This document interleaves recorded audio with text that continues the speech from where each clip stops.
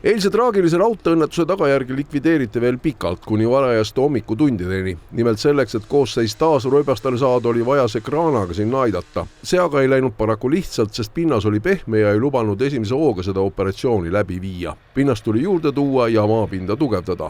Lõpuks see õnnestus, kuid esimese vaguni ehk veduri kahjustused on tõsised.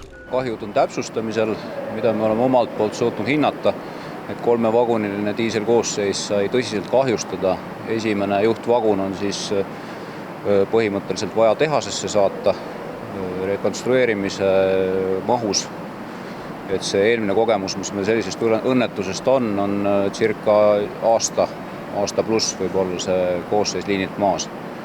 Ja see on selline 5% vähem diiselveeremit meil. Selle õnnetusega ei saanud kahjustada mitte ainult rong, aga üks konkreetne ringlus, kus kasutusel just diiselkoosseisud. Kokku on Elronil 20 sellist rongi.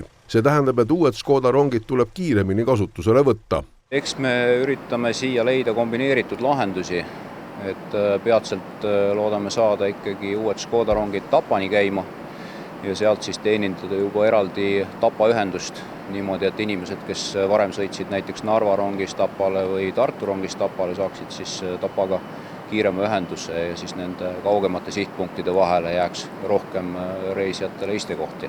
Teine probleem on ikkagi raudtee ohutus. Kui turvalised meie raudtee ülesõidukohad siis ikkagi on? Antud konkreetne koht kuulus Edelaraudtee halduvusse. Edelaraudtee taristu on kindlasti väiksem võrreldes Eesti raudtee omaga, hõlmates Viljandi ja Lelle suunda. Õnnetuse kohal oli tegemist lihtsalt märkidega tähistatud ülesõiduga. Tänane regulatsioon või tänased nõuded on sellised, et kõikides raudtee ülesõidudes, kus kiirus on suurem kui 90 km tunnis, need raudtee ülesõidukohad tuleb varustada automaatse foorisignalisatsiooniga hiljemalt 2028 aasta lõpuks. Ja need plaanid on meil täna käivitatud ja need nõuded me kindlasti täidame. Ka Edelaraudtee juht kinnitab, et tehakse kõik selleks, et raudtee ületus oleks turvaline. Põhiline taristu haldaja on siiski Eesti Raudtee ja nende alluvuses on 300 erinevat raudtee ületuskohta.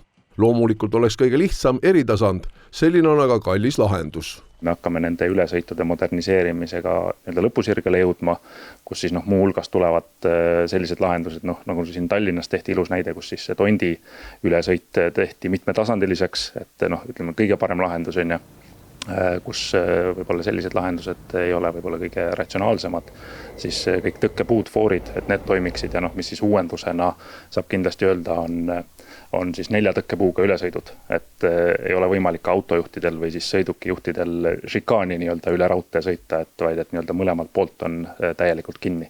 Suuremad kiirused raudteel 160 km enam tunnis on juba lähireaalsus.